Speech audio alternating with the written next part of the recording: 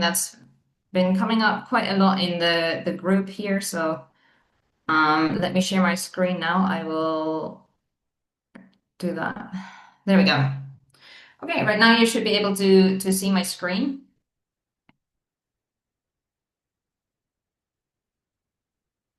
There we go.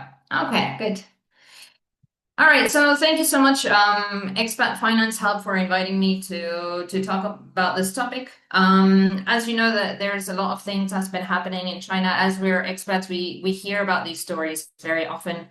So as we see this happen to others, we want to make sure that we can protect ourselves as well, so that when it does happen to us, hopefully it doesn't, but you never know when these things can happen. So what I've done today is I put a few case studies in this presentation, and then after that, I show you what the actual insurance can cover and how it protects you.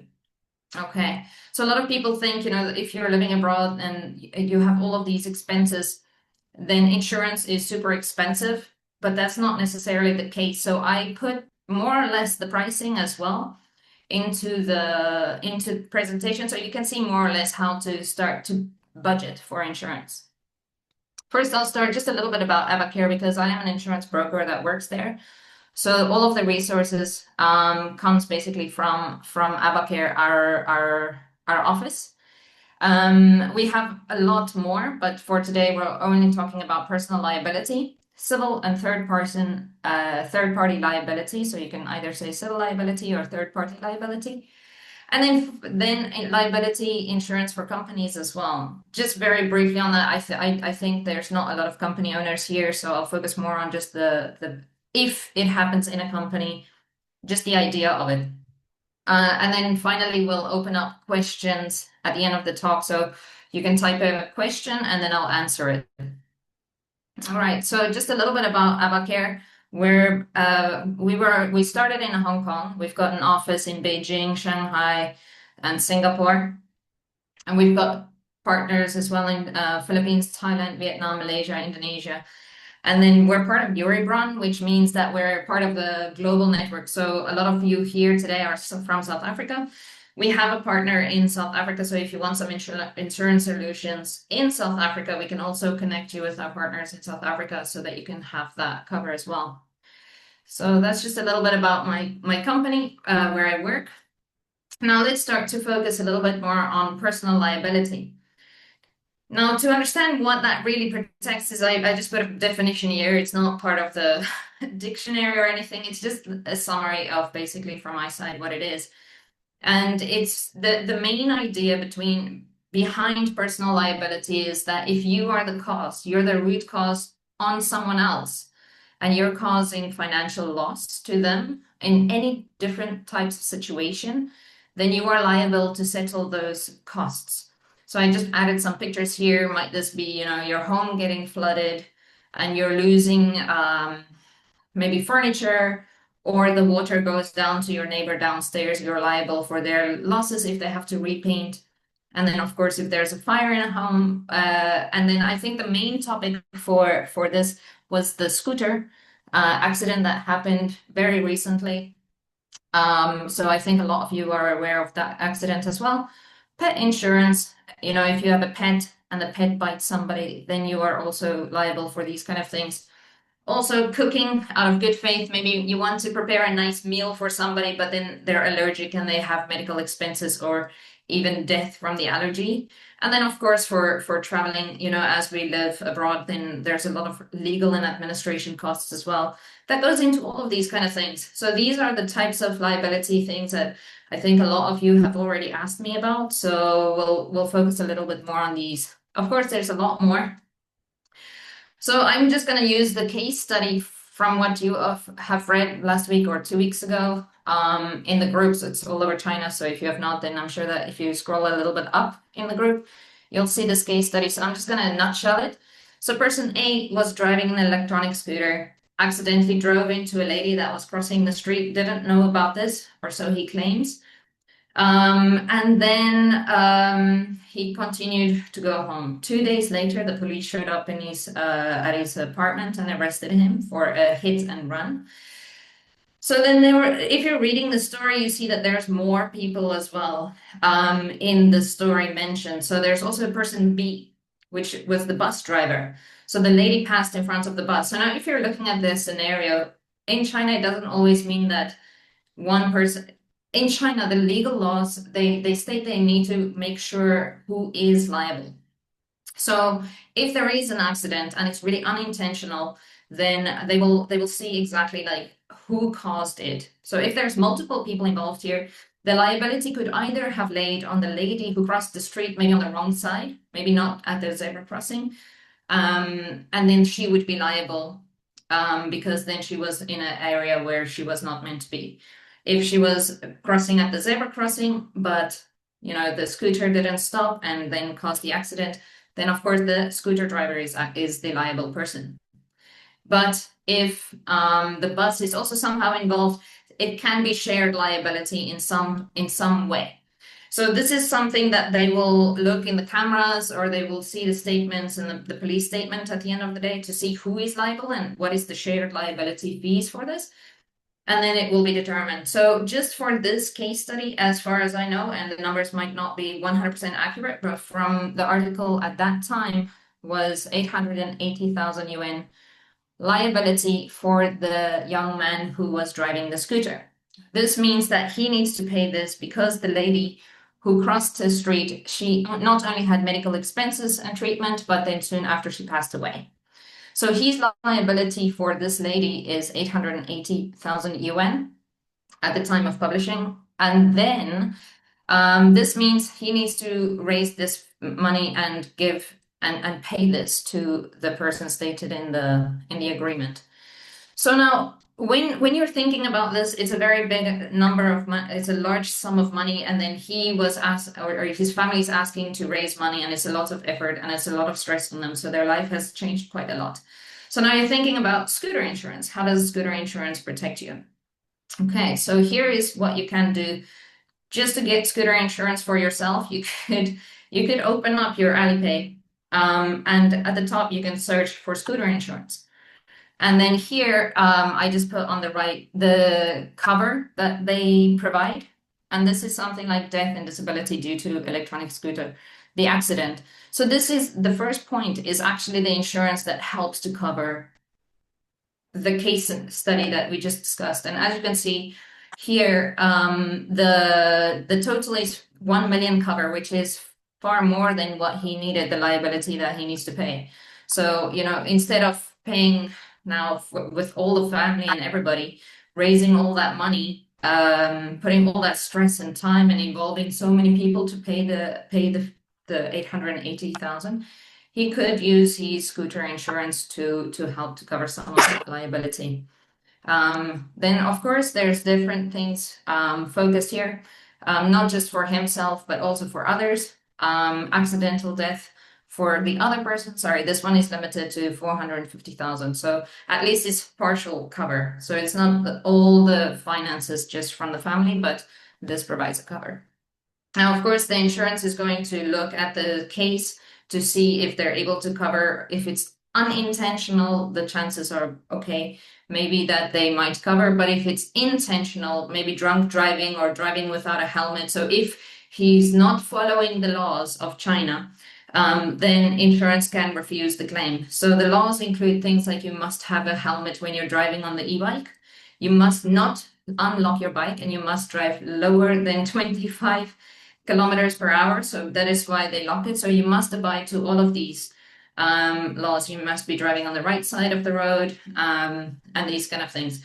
If you were within all of the legal responsibility, then the insurance will review the case to see if they can provide cover for your accident. So the liability cover is then at least being covered by the insurance and not by the person himself. As if you pay this every year, it's a very small amount, but if you don't have this cover, you have to pay all that liability by yourself. So it's a small number per year that you pay, and if the accident does happen, then at least you are covered. Okay, so yeah, you can reach out to them as well. So every city is different. So this is based on Shanghai rates and Shanghai pricing. But then of course, if you're in a different city, the cover will be different and the pricing will be different. So here I put Ping An's number 95511. You give them a call, press star for English and then 5 for the scooter. I don't recommend normally just always, going to Ping An to buy all of the insurance cover, because some other insurers are stronger on different types of cover, and I'll show you a little bit different. Maybe there's other insurances that Ping An is maybe not so strong. So I'm not just vouching for Ping An because I'm a broker. I know that there's stronger insurance for other types of cover, but for scooter insurance, they're pretty good. Okay, then personal liability. This is actually this is 2 weeks ago. Actually, I'll share my own story here. My home burned down. Yes, this is actually a photo of my previous home of 2 weeks ago. So basically, this is a real case and a case study, personal sharing. So basically, what happened was person A, me, the tenant, I was saved from the 3rd floor window, as you can see that window, yeah. There was a fire that started 2 a.m. in the morning. Person B lives on the 2nd floor, and he was drying his clothes over the heater, which set fire to his home, and the fire came up to the 3rd floor. And then person C is the landlord, he owns the flat, and then person D, he lives on the 1st floor. His home did not burn, but it was completely full of water damage. So now you're thinking, what is the liability and who needs to pay for what? Okay, well, let's take a look.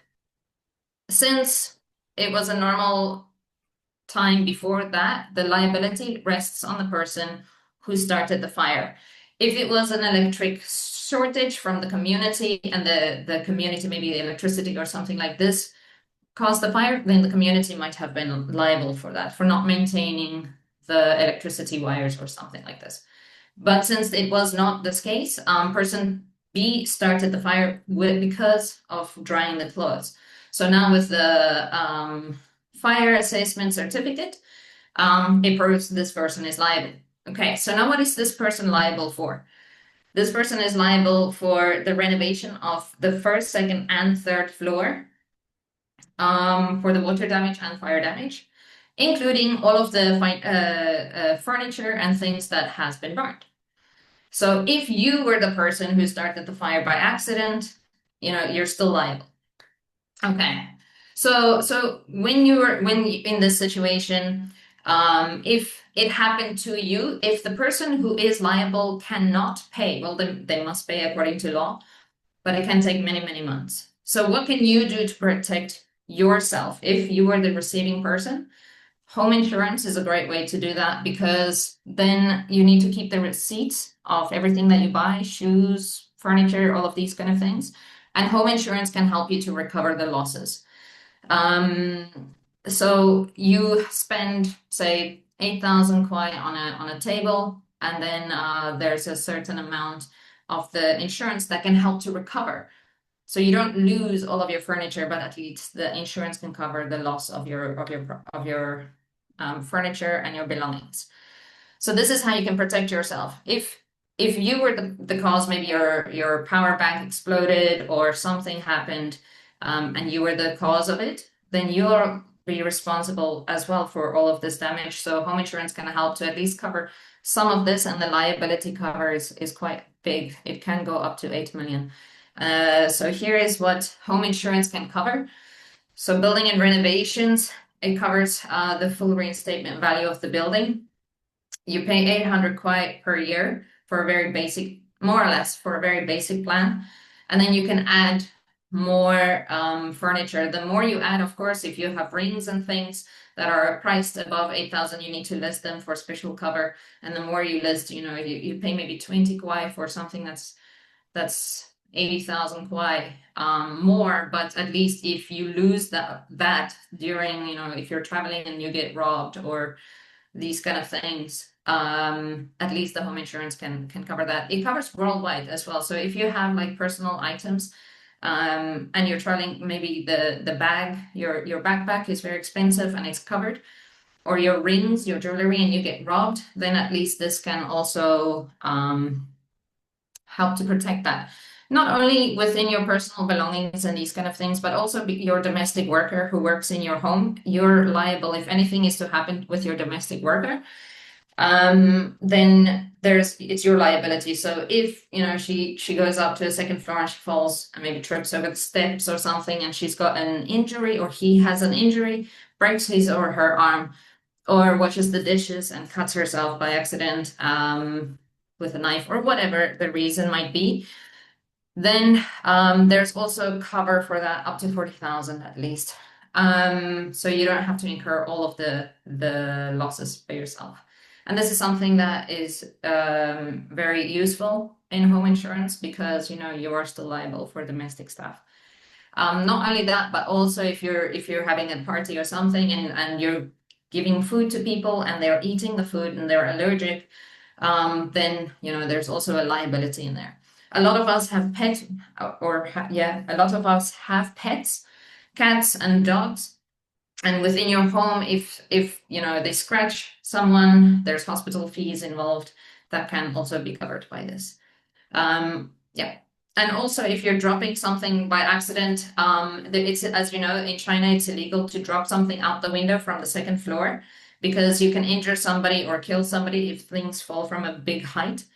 If this does happen and somebody sues you for dropping something and you cause injury by accident, which you'd be surprised, it happens a lot. Maybe the window is open and the wind throws something out the window. You're not at home or you're drying your clothes out the window. And there's strong wind, then you're still liable. So there's coverage here. If something goes out the window, maybe falls on a car or something, then there's coverage to 8 million. You have, of course, the bigger coverage one, and of course the premium of the more. So there's a lot of stuff that goes insurance, personal belongings, liability. It doesn't protect. Okay, and another one is personal liability for disability insurance. Person is not a true story personally. She was asked by her work to do the team building or she got injured. So she couldn't come to work or she's not completely paraplegic, so she's unable to work. And then personally, the disability also asked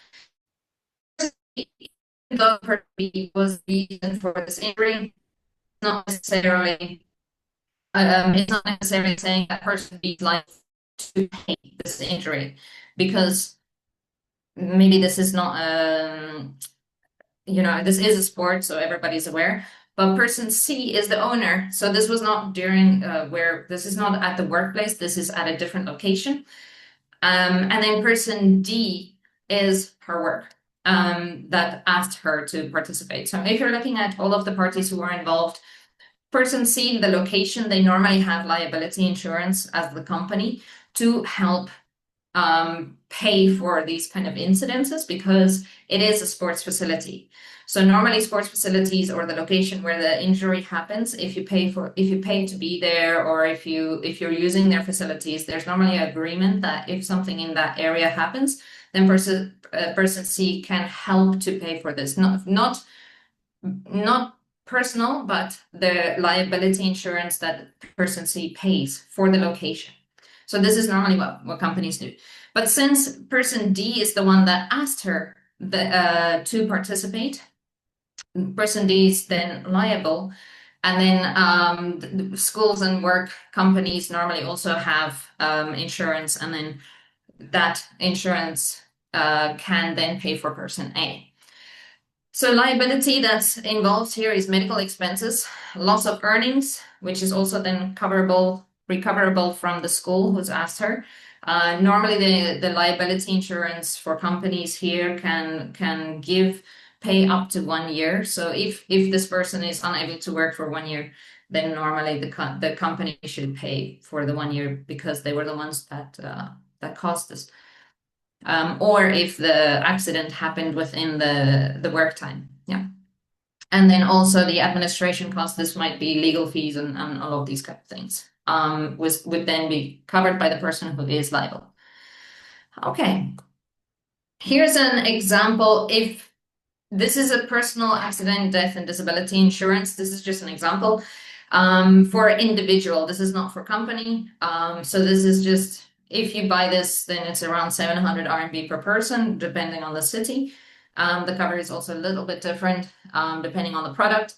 But this is mainly accident, death, and disability insurance that you can get accidental for the death. It's 500,000, for example, if it's happened to you, or accident ambulance, and then there's also some other kinds of things that you can use, like transportation and these kind of things.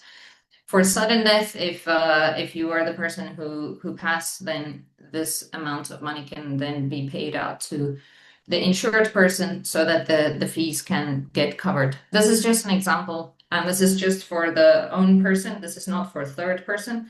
So if you want for a third person, then there's other types of insurance. Yeah. And then personal liability here for pets. Yeah, sorry, not the accident, death, and disability one, but this is for pets. So person A was walking her dog, and it bit a person who was trying to pet it. So person B is the one who tried to pet the dog and then got bitten. The liability here is medical expenses, and then if this person is hospitalized, then also loss of earnings, that person is liable for it, and then any administration costs as well. So as you can see, there's a lot of different cases here, but at the end of the day, it's something that you see very often is medical expenses, loss of earnings, and then of course all of the administration that goes with it. So what does pet insurance cover then? Here's an example of a product that's 799 per year. And then sorry, it's not very clear, but if you look a little bit here, then you can see that some compensation can go up to 30,000 yuan. There's also just not just for the third person where who gets bitten by the dog can receive medical, you can pay their medical bills, and also for the pet, if the pet also becomes sick, then the pet insurance can also, you can take your pet to the hospital to feel better. Here at the second one, you can see third party death and disability. For the annual limit, it's 50,000 yuan. So if they bite somebody and it's really a lot, then it's very, very serious. This person's medical expenses can be paid. There's 50,000 kwai that can be covered. And then all of the deductibles can also take account. So it doesn't mean the insurer will pay everything, but for each case, you need to first pay 200 kwai, and then the insurer will cover as the insurance can allow. Yeah, so this is basically just pet insurance. It's not just protecting your pet, but also the third person. And then, of course, you can save a lot of money if this does happen. Yeah. So now I will open up the floor to questions. I just wanted to give a few case studies, so that you can see different cases and how personal liability can protect you and the third person. So yeah, I'll open up now for questions. Thank you very much. Any questions? Anyone? Yes, I have a question. If anyone else doesn't have a question at the moment. Okay. All right, I'll open up for questions. So I can't hear anyone right now, so you can just leave a message in the chat, and then I will answer them one by one.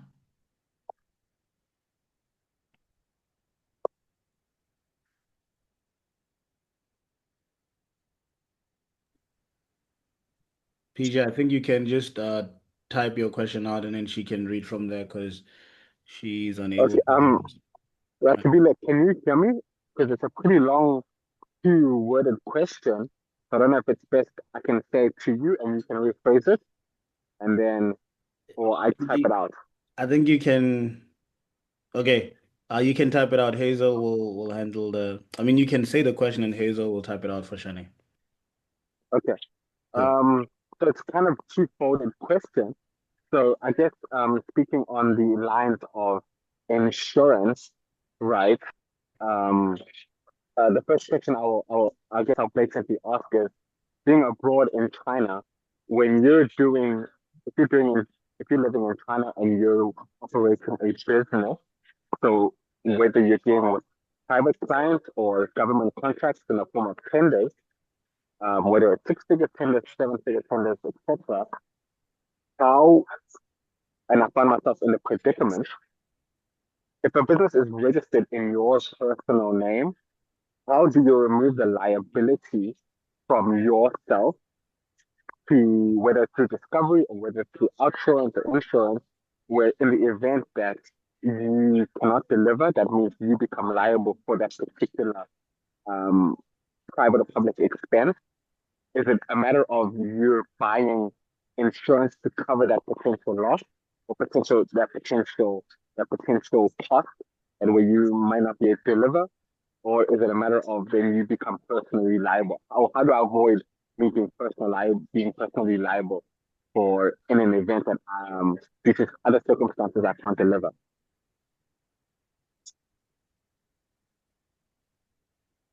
How do I outsource that particular cost that I'm not be liable? See the first question.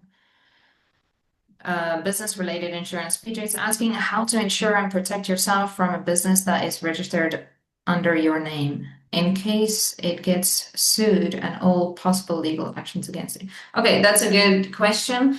So for company insurance for public liability, well, we can help to do that. It's called general insurance. So we basically can protect if you have an office space.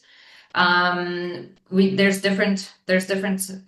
property, and depending on how big your office is, this is if somebody gets injured in your office, then property insurance can help to protect that and everything in your office, including your computers for your business, and the commute to and from work. Then there's also public liability, which lists multiple different types of cover for your products or something that you're selling, or depending on your services. We normally give a questionnaire, you answer the questionnaire, and then we provide cover for all of your products or services that you deliver. And you can tell us the limit that you want. Normally is to insure the same amount of income that you get per year. And the costs of the insurance can vary, but it's quite affordable for the kind of cover that you get. And in case they sue you, legal fees are also covered within the insurance. Yes, good question. Thank you. Another one, is there an all-in-one cover that includes all of these, or you can only take them out individually? All these include health, accident, and personal liability. That's a very good question. So there is unfortunately not an all-in-one solution for insurance. The reason is because there's so many different things, but there's small amounts in the same cover. So as I just showed to you now, home insurance has for the home. It also has personal belongings worldwide, so as you travel, and pet and domestic worker cover. So there's a few things. For travel insurance, for example, there's accidental health cover, but no medical health. It's just accidents during travel. There's liability, flight delay, baggage loss, and these kind of things. So it's very specific to that one scenario that you're doing. So unfortunately, if you have one thing, you want to cover that thing. It does include some support for other factors, but not so much. It's mainly focused on that one. So if it's property, then property insurance, that will also cover some part of liability. So I hope that makes sense. So unfortunately, you'll have to buy a few different insurances.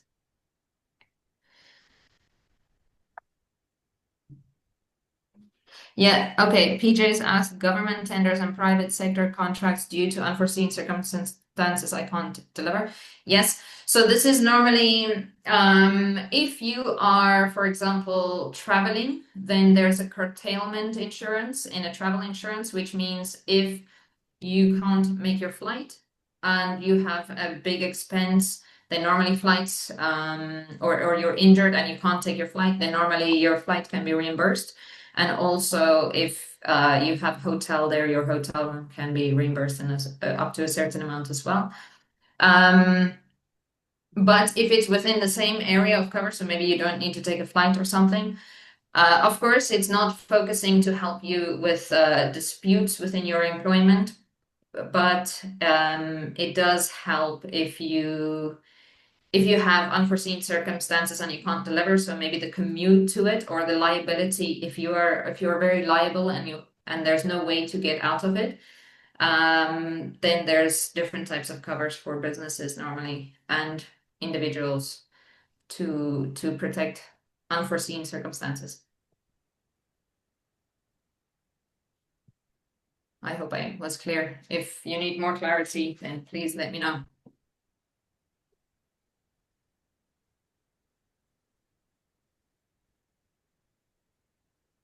So are these supplementary to what we get from work insurance?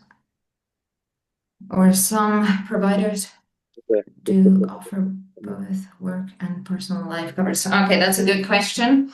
So normally work, your work would normally have liability insurance, which depending on which insurer they use, they cover normally if a person is hospitalized due to work injury and these kind of things, they can cover your salary as well. So each insurer, they issue different benefits for the liability insurance and these kind of things. For life insurance, this is completely different. It might be more of a employee benefit. A lot of employers, they do offer life insurance as an employee benefit. So that would be a separate benefit. But then normally the life insurance would be for your own personal. Maybe it's part of a group plan or it's an individual life insurance. Yeah. So work would normally say, you know, we employ you and then this is your responsibility. So it's stated in your job description. So if you work out of the job description by your employer, and you get injured due to that. So maybe you need to shovel snow because in Beijing it was snowing too much and they ask you to shovel snow so because it's an open day, and you get an injury, maybe you slip and fall on the ice. They should be covering your medical expenses normally. But if it happens outside of work and maybe you're at a party and or something happens, or just a normal day, you walk in the park and you are the cause of a financial loss to another person, you know, that's a different kind of cover that you need to get for your own personal insurance. So these are two different things. You can actually ask your HR what kind of insurance they have in case of injury at work or these kind of things. They normally have these, or if you have a work computer and it gets destroyed, normally the work has insurance for the laptop so they can, it's not a full loss, and I don't think the employee necessarily is liable at that time if it's an unintentional loss of property.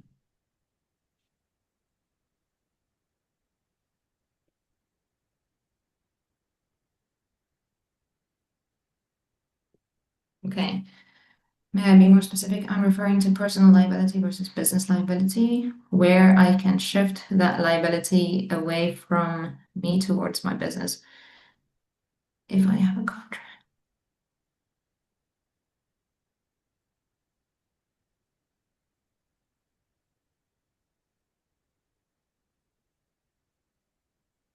Oh, I see. Okay. Yeah, this is called credit insurance. This is called credit insurance. Is if normally you would not be the one liable. I mean, you would be still liable because you need to make the payment. But you can get credit insurance to if for some reason you have not received some money, then the insurer can help you to cover that. But normally there's also, I think, 10%, which you still need to so they will not be able to cover the full amount. I mean, let me explain to this. So here in this scenario, um,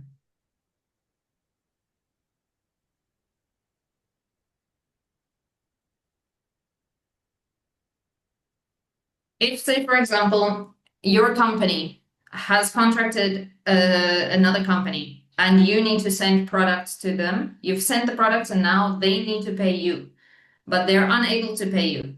You can get this insurance that can recover that amount of money for you, but you will not get the full amount back due to the recovery. The insurer will keep a certain percentage of that money and then pay the rest to you within that time. If it's something urgent. So if you have been fighting for a long time to get the money from the client, the insurer can help you to do that. So you don't have to do that. If in the case you are the one that needs to pay for a service and you're not able to do that for some reason, the insurer, you can ask, there are some insurance that you can use for these kind of things. This is liability insurance, yes. But your insurer will ask you a lot of documentation about the agreement. Have you stipulated in the agreement what is the reason that you're unable to pay and these kind of things? And then they can front the money normally sometimes, depending on how you communicate this. And then once you have then raised the money enough, and then you can pay the insurer back. Sometimes this is also possible, if I understand this question correctly. With regards to claim, I had an experience where I was hospitalized and I had to pay for my own hospital fees. Then the insurance company reimbursed me after their investigation was concluded. Does this apply for all insurance covers? Okay, this is an interesting question. This is a very common question, and I'm trying to understand the scenario here, Marnie, where you got the claims. So in this case, if you are traveling, you buy travel insurance, you leave, let's say from China, you go to South Africa, for example, and then you got hospitalized and you went to the hospital in South Africa and then got the treatment. And then when you come back to China, yes, you can file the claims that you have done in the hospital. And normally they will reimburse that because it's listed in the travel insurance that accidental medical fees can be covered. I was not traveling, I just got sick and I was hospitalized right here in China. Okay, so if this is the case, normally for this kind of medical treatment, if the insurer is able to claim, that means it looks something like medical insurance. So medical insurance is more focused. So medical insurance, you get covered by either your work or you can get your own private medical insurance. And they normally cover inpatient. So if you're hospitalized, you need to get a bed. This is what all the insurance can cover. Medical insurance, they all have inpatient where you get bed. This is the core of medical insurance. On top of that, these are optional options, which is not these are optional, and the more you add, the more expensive it is. This is like doctor's consultations, specialist consultations, medicine, dental, vision, and dental, vision, and yeah, so maternity, then repatriation and evacuation. These are all added benefits for outpatient normally. So depending on which hospitals are listed in the medical insurance, you can get claims back. So if your medical insurance says you can use public hospitals only, then you can only go there. If you go to a private hospital, your claim will not be accepted. If you go to a private, if your medical insurance says you can go to all of the hospitals within mainland China only, then you can get treated at any hospital in mainland China. But if you leave the area of covered mainland China, then the claim will not be accepted. If your cover is worldwide excluding US, then you can go to any country, Thailand, Vietnam, anywhere, or South Africa, and get medical treatment, and the claims can be reimbursed if you go to the correct hospitals listed. Yeah. Social insurance also has an accident, death, and disability cover, and you can go to certain public hospitals in the city where you're working as well. So there is a cover for medical expenses there too, but it's very limited. It's very, very limited. I hope I answered your question.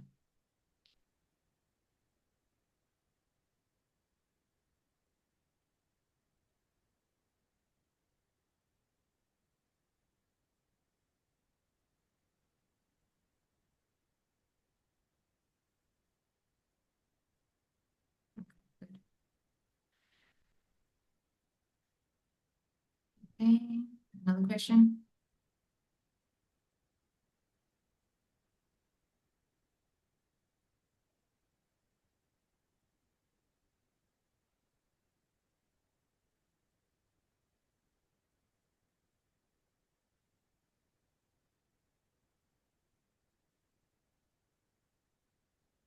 Okay, that's a good question. So may I know if, so here you say that you collided with someone on a bike. Were both of you on a bike? So, yeah, okay. So here's a situation that there needs to be first, if there is a collision, so I'll just briefly explain for the ones that have not read the question. So here there's a question that there was a bike collision, two bikes who drove into each other. And then the third person said that they want compensation for the dress, the bike, and the loss of her time at work since she couldn't go to her company to work. She wanted this person to pay for that as well, so loss of salary. And then during the situation, the person A who was on the who was liable was on the call with his work, and then to speak to the third person to try to reduce the situation a little bit because it felt a little bit like a scam. Because there's no at this time proof of what is the actual amount of the damage. So what can you do if you collide with somebody on a bike? What should actually be done? And what's the right way? That's a very good question because normally we feel that we are currently in this situation and we just want it to go away. So we're just trying to say, okay, I'll give you 50,000 kwai to pay for the medical expenses and all of these things, just so that they can kind of back off. But the best way to deal with this is correct. If for number one, if this happened on your way to work, then normally your work has a liability insurance to help you to pay for this accident. That's the first thing. So calling your HR is a good thing because it does cover transportation to work normally. The second thing is it's good because there might be a language barrier to get somebody from your work to communicate with this person. And the third thing is I wouldn't say accept any amount to be paid yet. So normally to do this, you need first a police statement to see who is liable, because it might also be that the other person was also not following the law by breaking their rules, maybe not stopping at the light, or what was the cause of the collision. So first you need to fully understand who was the liable person. Was it you or was it the other person? And this is normally done by the police statement. Then the police statement will say that person is liable. If that person is you, then you say, okay, fine, I am the person that is liable. So what's the next steps? After all of the medical expenses has been done, because 50,000 is quite a lot, you can go to a public hospital, and normally this is then advised by the police, is the person cannot go get medical treatment at a very expensive hospital, but normally public hospitals are advised. And they're normally quite cheap as well. So then with all of the tests and treatment that the other person will receive for to become better, after the entire procedure is done, then you can maybe get a lawyer to help you to communicate if you need. And normally the lawyer fees are included in scooter insurance. So you can pay that with your scooter insurance as well. And then after all of the expenses has been calculated, they normally give you a date, and then you settle the bill according to what is written black and white. I wouldn't say it's just a guessing number. Don't pay guessing numbers. Make sure that it's written down. Okay. That is it. And then is there cover for visitors? Say someone visiting gets sick. Is there something that addresses this? Or perhaps you've already covered information and I've missed it. Blitz, are you asking about visitors from other countries? If this is, yeah, okay. Okay, good question, Blitz. So yeah, if you are residing in mainland China and you have a visitor from overseas, then you can get them travel insurance. Travel insurance can help to pay for, accidental medical, so they can visit the doctor since they got sick here on their trip, and then they can get all of the expenses covered when they can go back to their country of origin. Then the plan stops, the travel insurance stops, and then yeah, you can normally get the fees covered. It needs to be accident though. So it needs to be approved by the insurer. I can't necessarily say yes, but in some cases it has happened that you could get it covered. But if somebody just has a little tummy bug, sometimes the insurer will say no. So you need to check with the insurance.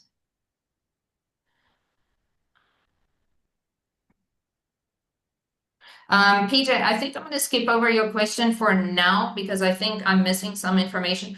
I'll get back to you. I'll wait on the call a little bit longer, or maybe you can take my WeChat and we can talk about it in more detail because because I think maybe there's more information on this that I can explain. Yeah. Yeah. Yeah. Because I see that there's still 20 other people here. Who I can also answer if they have questions. But yeah, PJ, I would like to speak to you as well. Any more questions? Does anyone else have a question? Anyone? Okay.